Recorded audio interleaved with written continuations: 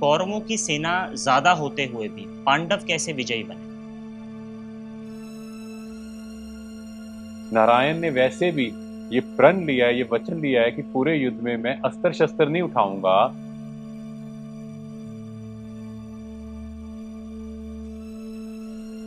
हम किसी से कुछ मांगने चाहें या बात करने चाहें तो हमें कहाँ बैठना चाहिए? बिना शस्त्र उठाए भी अर्जुन को हर चीज गाइड कर सकते हैं। वो ऐसी स्ट्रेटजी बना सकते हैं जो कौरव के लोग सोच भी नहीं सकते। तो भाई जी, पांडवों की 7 अक्षौणी सेना और कौरवों की 11। कौरवों की सेना ज्यादा होते हुए भी पांडव कैसे विजयी बने? हाँ जी। तो इसके पीछे पहले हम एक कहानी से समझते हैं। एक बार पांडवों की तरफ से अर्जुन और कौरवों की तरफ से दुर्योधन श्री कृष्ण जी से मिलने जाते हैं। और श्री कृष्ण जी उस समय विश्राम कर रहे थे। तो अर्जुन श्री कृष्ण जी के पांव की तरफ बैठ जाता है और दुर्योधन उनके सिर के पास बैठता है। तो जैसे ही श्री कृष्ण जी की आंख खुलती है तो वो सबसे पहले अर्जुन को देखते हैं। तो वो अर्जुन को कहते हैं, बताओ आपको क्या काम है? जी। दुर्योधन कहता है, मैं 2 घंटे से यहाँ बैठा हूं और आप अर्जुन को कह रहे हो।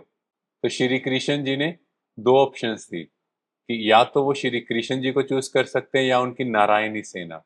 पर श्री कृष्ण जी इस युद्ध में शस्त्र नहीं उठाएंगे। तो अर्जुन ने कहा, हे नारायण, हे मधुसूदन, मुझे आप चाहिए। तो इस पर दुर्योधन बहुत खुश हो गया। वो कहता, अच्छा है, नारायण ने वैसे भी ये प्रण लिया है, ये वचन लिया है कि पूरे युद्ध में मैं अस्त्र शस्त्र नहीं उठाऊंगा और इनको मैं अपने साथ लेकर भी क्या करूंगा। जी। तो उन्होंने श्री कृष्ण को कहा, मुझे आपकी नारायणी सेना चाहिए। वो मंद ही मंद खुश हो रहा था कि अर्जुन ने कितनी बड़ी गलती की है। हाँ जी। तो इस तरह से कौरवों के पास श्री कृष्ण की नारायणी सेना हो गई और पांडवों के पास खुद नारायण हो गए।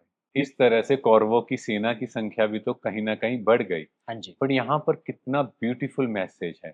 पहली चीज, हम किसी से कुछ मांगने चाहें या बात करने चाहें तो हमें कहाँ बैठना चाहिए? उनके पैरों में। जी। ये इंडिकेशन है विनम्रता की, क्योंकि हमेशा बताया जाता है अगर आपने किसी से ज्ञान लेना हो या किसी से मदद मांगनी हो तो आपको उनके चरणों के पास खड़े होना चाहिए या बैठना चाहिए।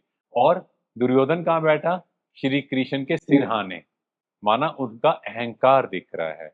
सेकंड चीज, दुर्योधन ने क्या सोचा कि श्री कृष्ण ने अस्त्र शस्त्र नहीं चलाने। देखो यहाँ पे हमें ये समझना है, क्वालिटी मैटर करती है, क्वांटिटी नहीं। श्री नारायण के बिना नारायणी सेना किस काम की? जी। तो आप यहाँ अर्जुन की भी बुद्धिमत्ता देखो। चाहे श्री कृष्ण जी ने शस्त्र नहीं उठाने, बट आप श्री कृष्ण जी की बुद्धिमत्ता के बारे में तो सोचो। जी। वो कितने महान हैं और वो क्या करने वाले हैं, क्या स्ट्रेटजी बनाने वाले हैं।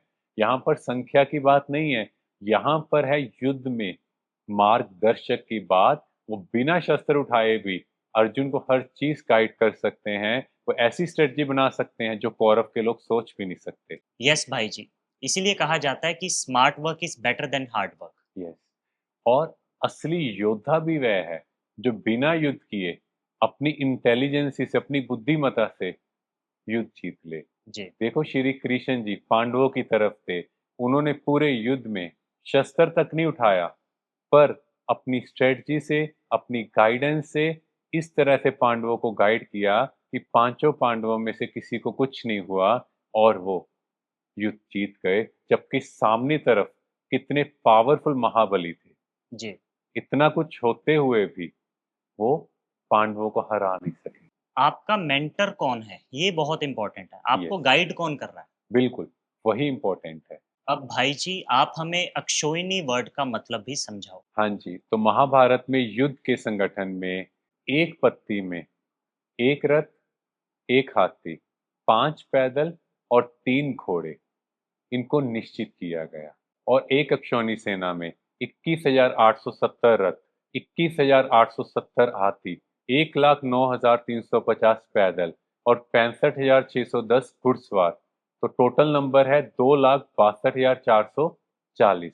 और अगर हम 18 अक्षौहिणी सेना की बात करें तो नंबर बन जाएगा 47,23,920। तो ये संख्या है टोटल 18 अक्षौहिणी सेना पांडवों और कौरवों की मिलाकर, पांडवों की 7 और कौरवों की 11। तो इतनी बड़ी संख्या में युद्ध दल तैयार है सच्चाई और अच्छाई के इस इतिहास के सबसे बड़े युद्ध, जिससे महान भारत की स्थापना होगी, जिसका नाम है महाभारत। शुक्रिया भाई जी। Thank you. तो आज हमारी ऑडियंस और हमने ये जाना श्री नारायण और नारायणी सेना और अक्षौणी सेना के पीछे क्या मीनिंग है उसके बारे में, और अगले एपिसोड में हम पांडवों के बारे में जानेंगे।